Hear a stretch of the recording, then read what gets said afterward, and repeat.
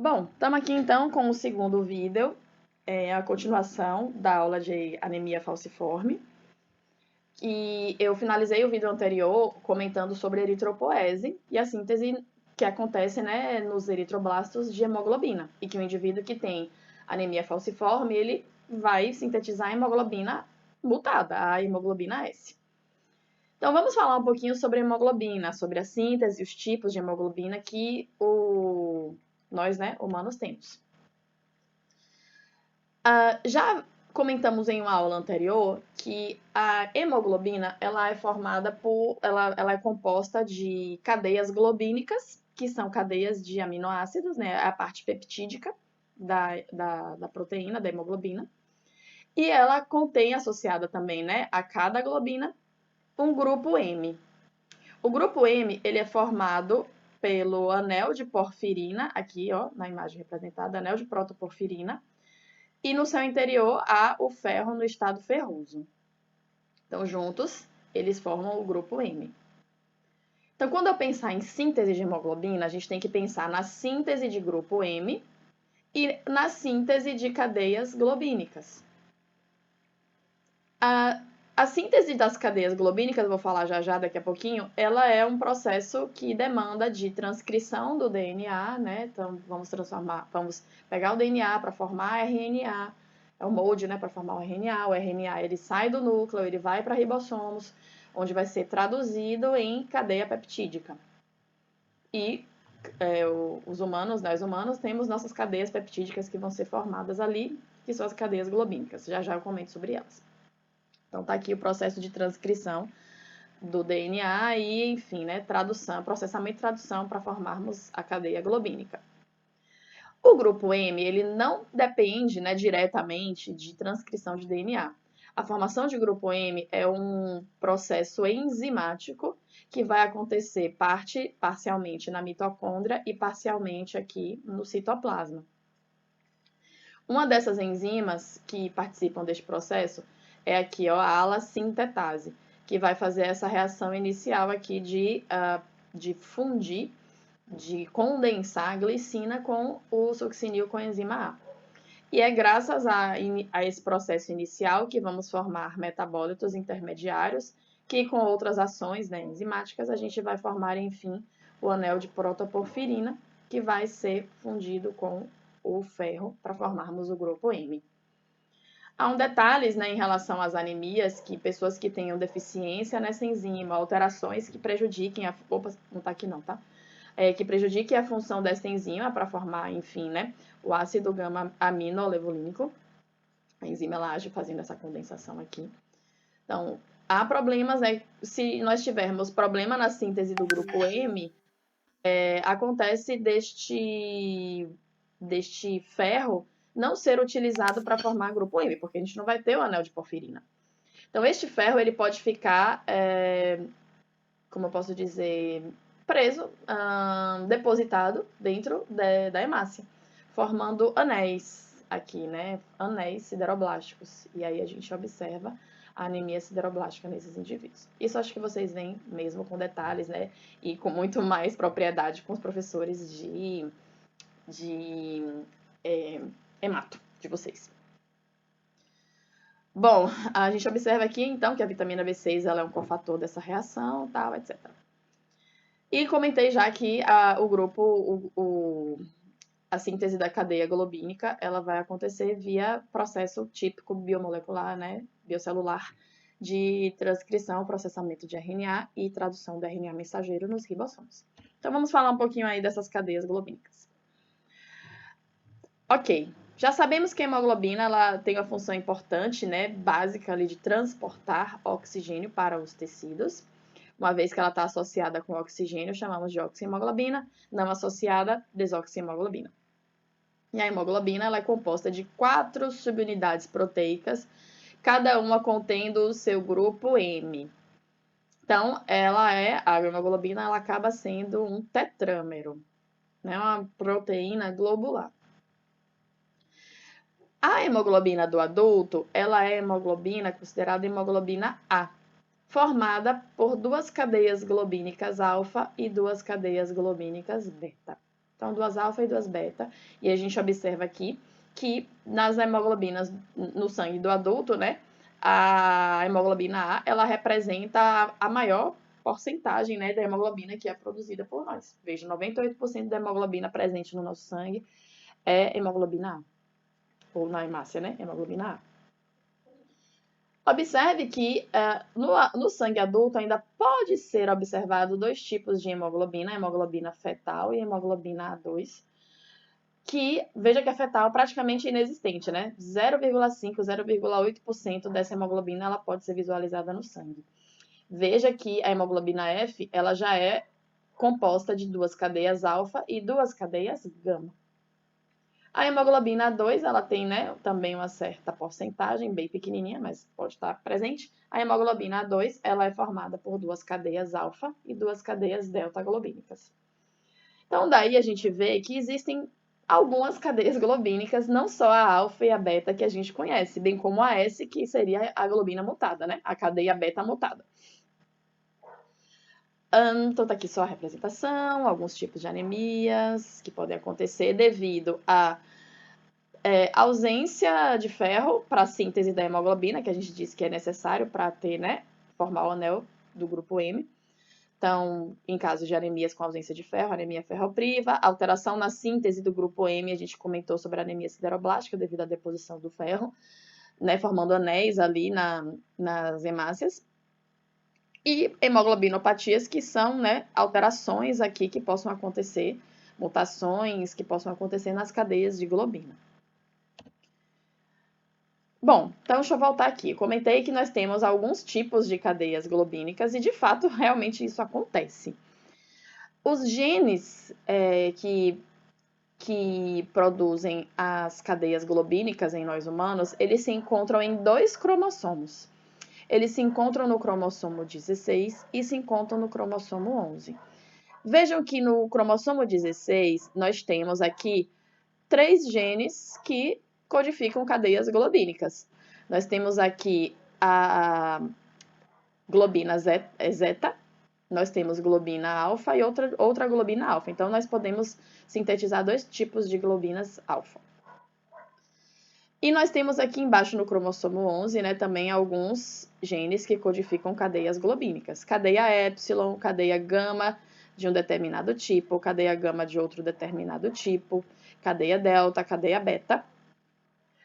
E olhe que interessante, a depender do estágio de vida que nós estamos, né, da nossa idade, estágio de vida, sejamos embriões, sejamos um feto, sejamos, né, um indivíduo adulto, nós podemos sintetizar uma combinação de hemoglobinas com cadeias globínicas diferentes. Então, aqui é interessante mostrando a expressão de cadeias globínicas oriundas aqui do cromossomo 11, em diferentes estágios de vida do nosso organismo, né? De nós mesmos. Nosso organismo é ótimo, de nós mesmos. Então, aqui a gente está observando o estágio de embrião, que, né, ali, né, mais ou menos até a 8ª semana de vida, nós somos embriões. A partir da 8ª semana de vida, né, até o nascimento, nós somos feto. E após o nascimento, nós somos bebezinhos. Então, aqui a gente está observando, por exemplo, né, os locais de hematopoiese, o saco vitelíneo, o fígado, a medula óssea e a expressão das cadeias globínicas deste cromossomo 11. A gente está observando aqui.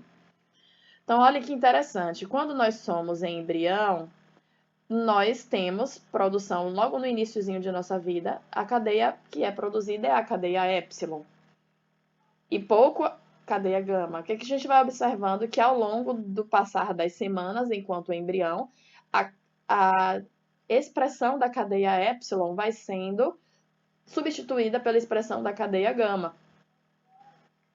A gente observa também que o embriãozinho, aqui em relação ao cromossomo 16, quem é que é expresso é a cadeia zeta.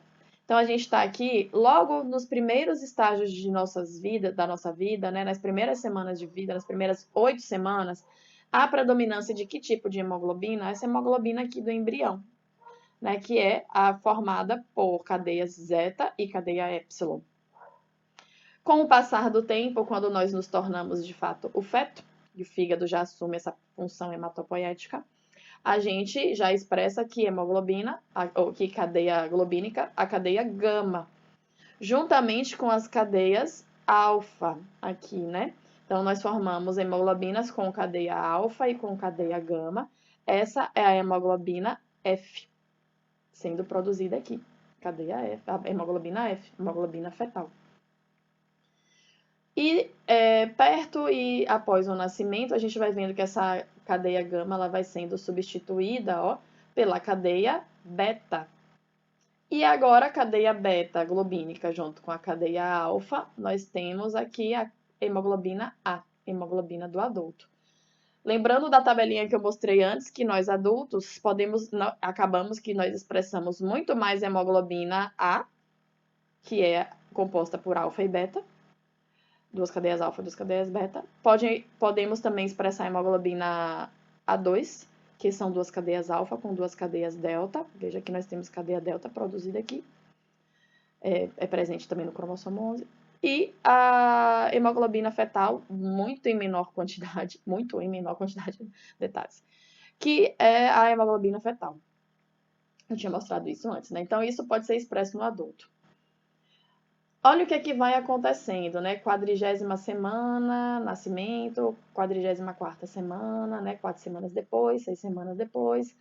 Então, a gente vai observando que a hemoglobina A do adulto, ela acaba sendo predominante a partir do 6º mês ali de vida, né? De nós, indivíduos, bebês, após o nascimento. Indivíduos que têm anemia falciforme, que sintetizam cadeia beta mutada, né? Acabam expressando a partir aqui do 6º mês de vida mais hemoglobina do tipo S, né? A hemoglobina fetal, que são cadeias alfa e gama, elas vão sendo trocadas, o sangue vai sendo trocado pela hemoglobina, um sangue com hemoglobina S. E por isso a gente observa que as primeiras manifestações clínicas da anemia falciforme, as complicações clínicas da anemia falciforme acabam acontecendo mais a partir, né, do 5º, 6º mês, 7º mês de vida daquele bebê, por conta, né, desse tempo de substituição aí. Aí vem a pergunta, né, por que ninguém da família de Clarice apresentava a doença e acabou que Clarice apresentou a doença? Bom, aí vem aquela combinação genética, né? Clarice Coteada, né, foi a batizada aqui. Ela acabou que adquiriu ambos cromossomos com genes mutados para a cadeia beta. Então, digamos, deixa eu voltar aqui. Cromossomo 11, cadeia beta mutada, então ela tem 2 cromossomos 11, um que veio do pai e um que veio da mãe, com a cadeia beta mutada, ela vai apresentar anemia falciforme. Então, o pai e a mãe dela tem que ter, querendo ou não, né, no seu gene, pelo menos um cromossomo mutado. Então, eles são indivíduos que têm o traço falciforme. Eles não apresentam, não manifestam a doença, mas eles apresentam o traço. E aí, os seus filhos, eles podem herdar esse gene mutado. Bem como podem herdar o gene não mutado, como é o caso aqui dessa criança. Ele acabou herdando tanto do pai quanto da mãe o cromossomo 11 com a cadeia beta-globínica, né, o gene da cadeia beta-globínica normal. Essa criança aqui, né, acabou herdando ambos os genes com cadeia beta-globínica com a mutação.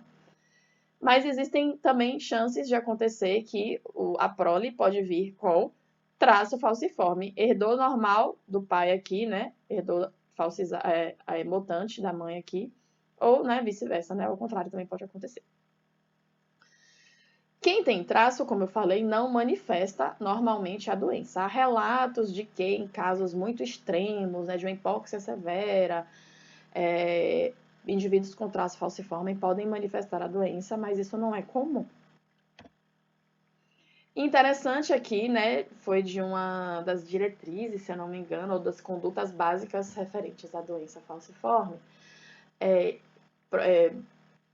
publicado em 2012, né, pelo Ministério da Saúde. Ele mostra aqui a incidência de nascidos vivos com anemia falciforme, de fato, né, com anemia falciforme, e com a o traço falciforme. Então, veja que não é algo não frequente, é algo relativamente frequente na população. Principalmente em estados que têm uma ascendência afrodescendente, né? Africana, que é lá onde, de fato, a gente observa mais indivíduos com essa doença. Então, por exemplo, a Bahia, a cada 650 nascidos vivos, um apresenta uma doença falciforme. A gente vai vendo que outros estados têm, né? Principalmente os que têm menos pessoas, né, afrodescendentes, acabam tendo menos dessa doença. Traço falciforme já é algo bem mais comum. Você vê que 1 a cada 17 nascidos vivos na Bahia, que é o nosso estado, acaba apresentando aqui, né, anemia, desculpe, o traço falciforme. Bom, né, e por fim a gente vai agora trabalhar como fica, né, o transporte de gases, na verdade, como é o transporte de gases em indivíduos normais e o que pode acontecer quando o indivíduo tem anemia falciforme. Então, essa foi uma imagem que eu até já mostrei anteriormente na aula que eu falei de transporte de oxigênio, mostrando aqui, né, a curva de dissociação da hemoglobina frente a diferentes parâmetros, né, de pressão parcial de oxigênio, medida em milímetros de mercúrio, e aqui, né, a saturação desta hemoglobina. Então, a gente observa que a curva normal é essa em vermelho, e que essa curva de dissociação ela apresenta um aumento íngreme, uma curva mais íngreme, acentuada, na sua primeira metade aqui, né? A gente observa que quanto maior é a pressão parcial de oxigênio, aumenta-se consideravelmente a afinidade pela associação, né, da hemoglobina com o oxigênio, isso vai continuando, até chegar ali em torno de 70 milímetros de mercúrio, até 100 milímetros de mercúrio, onde a gente vê que a curva adquire um platô.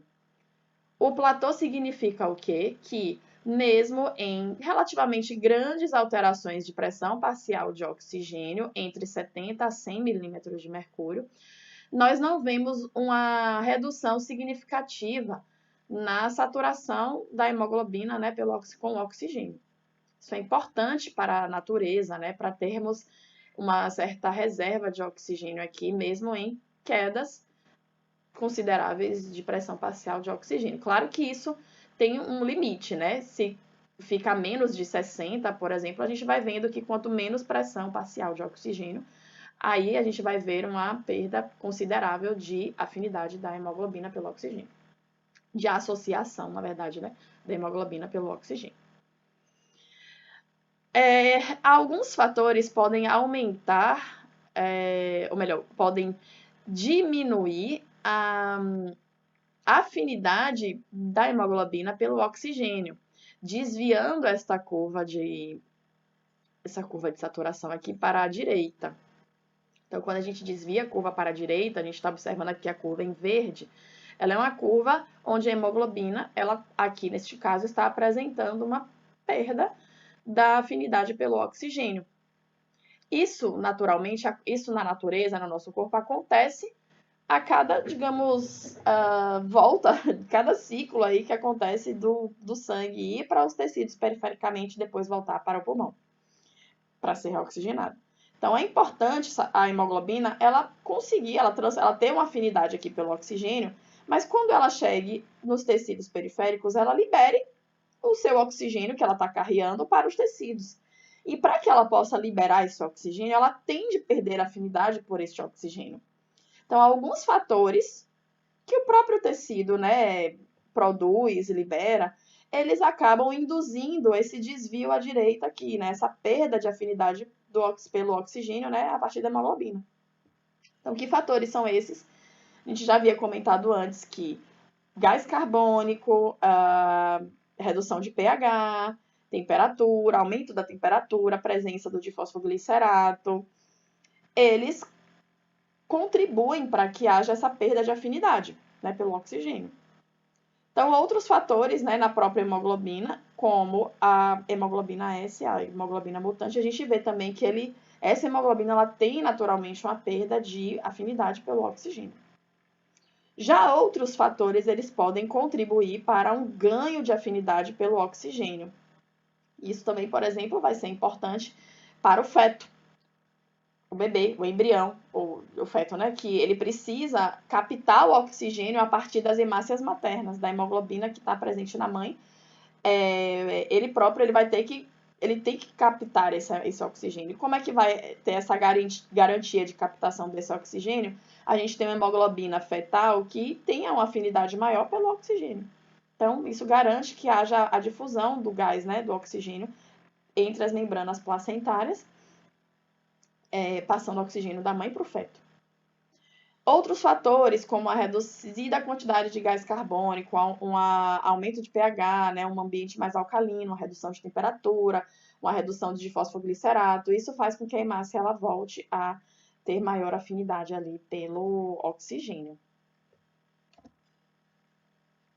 Vamos falar um pouquinho sobre o efeito Bohr, que é este efeito que acontece nos tecidos, no qual a hemoglobina ela perde a afinidade pelo oxigênio, para que ela possa, né, a hemácia ela possa de fato liberar o oxigênio, como está aqui representado, ó, liberar este oxigênio para que o tecido consuma e faça o seu metabolismo aeróbico.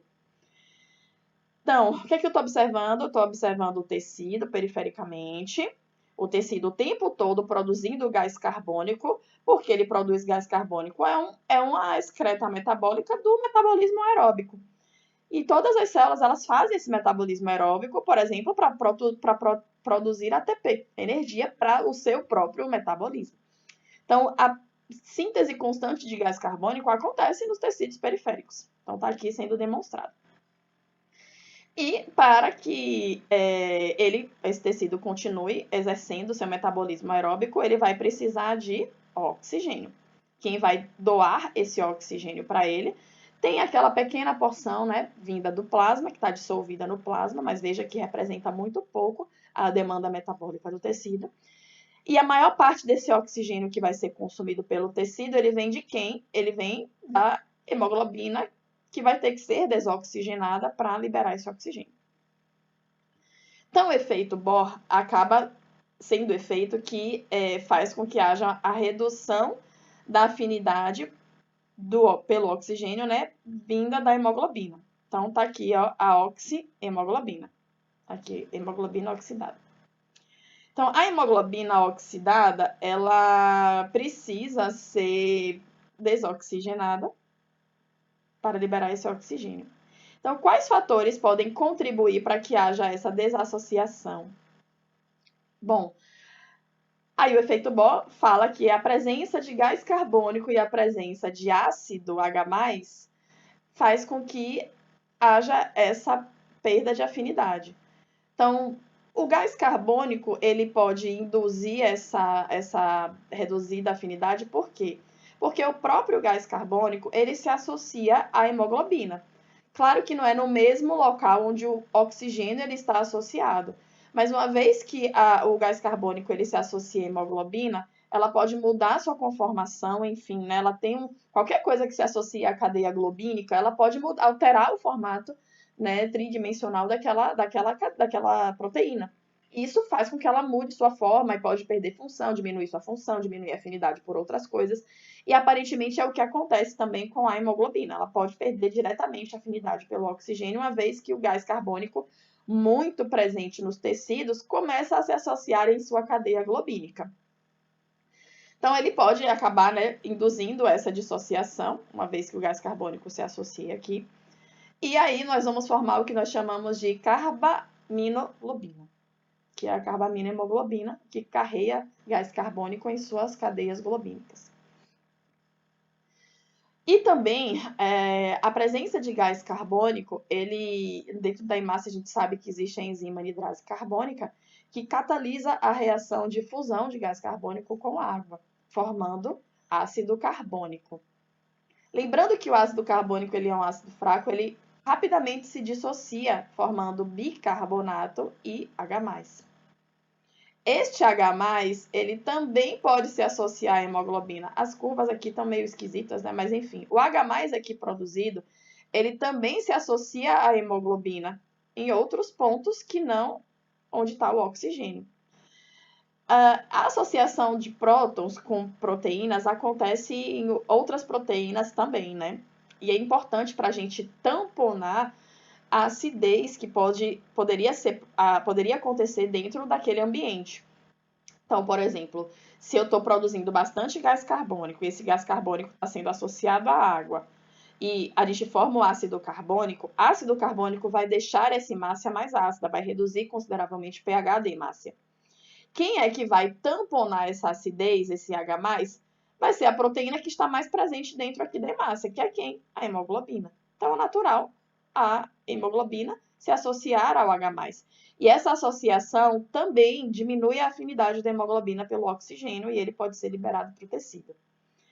Aqui, inclusive, está mostrando essa associação, ó, H+, com a hemoglobina, formando essa hemoglobina aqui associada ao H+. Bicarbonato também não fica sobrando, né, dentro da hemácia. O bicarbonato, que está aqui, entre aspas, solto, ele vai ser liberado para fora da circulação, para fora da hemácia, e ele vai ficar no plasma, dissolvido no plasma. E esse bicarbonato, ele vai, né, servir como um dos tampões ali do plasma. Interessante notar aqui nesse transporte, agora eu estou falando mais de gás carbônico, né? Já liberamos o oxigênio, levamos para o tecido, que vai ser consumido no metabolismo aeróbico. E aí aqui é interessante ver que observamos que o gás carbônico, ele vai ter, depois que está sendo liberado pelo tecido, ele vai ter que ser eliminado do organismo. E onde é que ele é eliminado do organismo? Ele é eliminado lá pelos pulmões, né? Esse gás carbônico, então, ele vai sendo transportado até chegar nos capilares pulmonares para uma hora ser eliminado.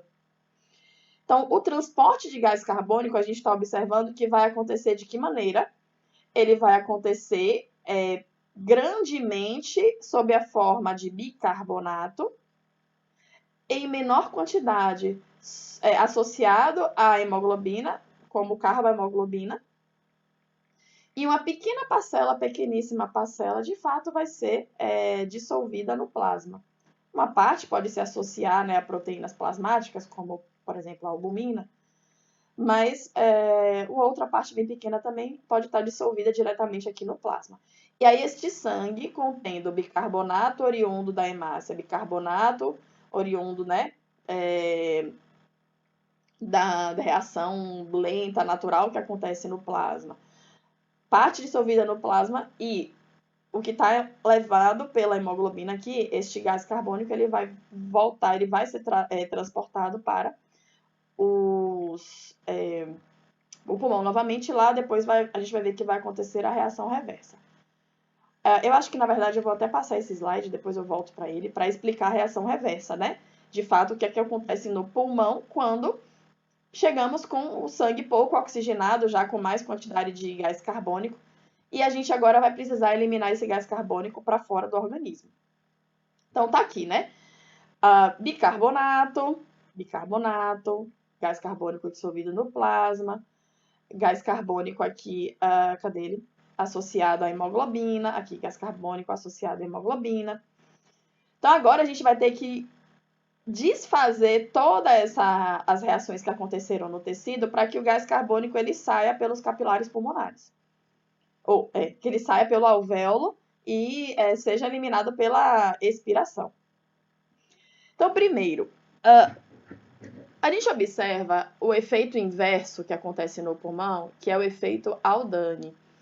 O efeito Aldani, ele comenta que existe um aumento de afinidade pelo oxigênio, né, a partir da hemoglobina, quanto maior for as concentrações de oxigênio. Então, tem muito oxigênio entrando nos capilares alveolares devido ao processo, né, durante a inspiração, a gente renovar a quantidade de gases nos alvéolos e aumentar ali consideravelmente a pressão parcial de oxigênio alveolar. Isso garante a passagem desse oxigênio dos alvéolos, que é o que está representado aqui, em direção ao sangue. Então, aumentamos muito as concentrações de oxigênio agora nestes capilares alveolares. A presença desse oxigênio aqui, ele, né, quanto mais oxigênio, mais afinidade a gente tem pelo oxigênio aqui, né, a partir da hemoglobina. E esse aumento de afinidade e aumento da associação do oxigênio com a hemoglobina desloca, remove aquele próton H+, que estava associado à hemoglobina. Então, quanto mais oxigênio presente no meio, a gente começa a voltar a associá-lo à hemoglobina e isso remove aquele próton H+, que estava associado à hemoglobina. Então, a oxihemoglobina induz essa dissociação da hemoglobina ácida. Esse próton que foi removido, ele começa a promover o que na hemácia? Se ele ficar solto de bobeira aqui, vai induzir uma perda, uma diminuição de pH. Vai induzir a acidez na hemácia. E isso não é legal para nenhuma célula. Então, para a gente tamponar essa acidez, a gente vai utilizar o bicarbonato que foi produzido anteriormente. Então, esse bicarbonato produzido anteriormente começa a se associar ao próton, formando novamente o ácido carbônico. E aí a enzima anidrase carbônica vai fazer a reação agora reversa, para dissociar o ácido carbônico, formando gás carbônico e água. E esse gás carbônico agora ele pode se difundir de acordo com seus gradientes, né, de pressão, para dentro do alvéolo e que no processo de expiração depois ele vai ser removido daqui do pulmão. Aí, à medida que a gente vai consumindo, né, esse bicarbonato que estava aqui, né, na hemácia, a gente vai precisando de mais bicarbonato para ir tamponando quanto mais hemácias forem sendo, quanto mais hemoglobina for sendo desacidada. Não sei se o termo correto é esse, né? Mas enfim, quanto mais a gente for remover o próton H+ daquela hemoglobina. Então, quanto mais vai sendo dissociado, mais bicarbonato vai precisar aparecer dentro da hemácia. E aí, esse excesso de bicarbonato que a gente vai utilizar nesta reação aqui, vai vindo de onde? Do sangue. Então, veja que está acontecendo a reação reversa. Aquele bicarbonato que veio do gás carbônico produzido nos tecidos, né, que está aqui no plasma, ele vai sendo consumido aqui nessa reação reversa para que a gente possa eliminar o gás carbônico. Então, isso também vai acontecendo com o gás carbônico que estava dissolvido no plasma e com o bicarbonato que foi formado também no próprio plasma, né? Existe uma reação mais lenta que não depende da anidrase carbônica, que também faz isso, associa H+ com bicarbonato, forma ácido carbônico, que lentamente vai se desfazendo, né, em gás carbônico e água, e esse gás carbônico, mais uma vez, vai sendo eliminado. Então, vimos aqui o efeito Aldane na hemoglobina e como isso facilita o processo de liberação de gás carbônico nessa circulação. Aí eu voltei, né, um slide, que era esse aqui, para a gente comentar, então, né, uns gráficos referentes à curva de dissociação da hemoglobina, mostrando os efeitos da temperatura na curva de dissociação, efeito do pH, efeito do gás carbônico e alguns outros fatores. Então, a gente observa aqui, ó, isso é típico questão de prova. Coloco aqui o efeito da temperatura. Em nós humanos, a temperatura central está ali em torno de 37. Isso aqui é o normal. Então, está aqui a curva de dissociação da hemoglobina, que seria normal. O que acontece quando a gente tem aumento de temperatura? A gente tem uma perda de afinidade da hemoglobina, né, pelo oxigênio. Se há uma redução da temperatura, há um aumento dessa afinidade. Há um desvio para a direita na perda, um desvio à esquerda no ganho de afinidade. O pH. pH aqui em torno de 7,4. Quando a gente tem um pH mais ácido, há uma perda de afinidade. pH mais básico, 7,6, há um ganho de afinidade. Desvio à direita, desvio à esquerda. Efeito do gás carbônico. Tá aqui, né, aqui é, na verdade, a pressão parcial de oxigênio. E aqui, se o organismo está com 80 milímetros de mercúrio de gás carbônico, a gente observa que quanto maior o gás carbônico presente, desvio à direita, né, perda de afinidade. Quando está aqui em torno de 40 milímetros de mercúrio, quando a pressão parcial de gás carbônico está em torno de 20. Então, ou seja, quanto menor a pressão parcial de gás carbônico, maior afinidade pelo oxigênio a hemácia vai ter, e vice-versa. E quem são estes outros efeitos que a gente observa aqui? Tá aqui a hemoglobina do adulto normal, HbA, Quando a gente coloca no meio o difosfoglicerato, o 2,3 de fosfoglicerato, a gente observa uma perda de afinidade pelo oxigênio. O que é esse 2,3 de fosfoglicerato? O de fosfoglicerato, ele é um metabólito de metabolismo anaeróbico, que é produzido quando o tecido está com pouco oxigênio. Então, normalmente o metabolismo ele é aeróbico, né, quando tem oxigênio, mas se por acaso um determinado tecido está recebendo pouco oxigênio, ele vai começar a precisar adquirir energia através de metabolismo anaeróbico. E no metabolismo anaeróbico se forma este metabólito aqui. Então, a presença dele no sangue é um sinal de que aquele tecido que está produzindo isso precisa de oxigênio.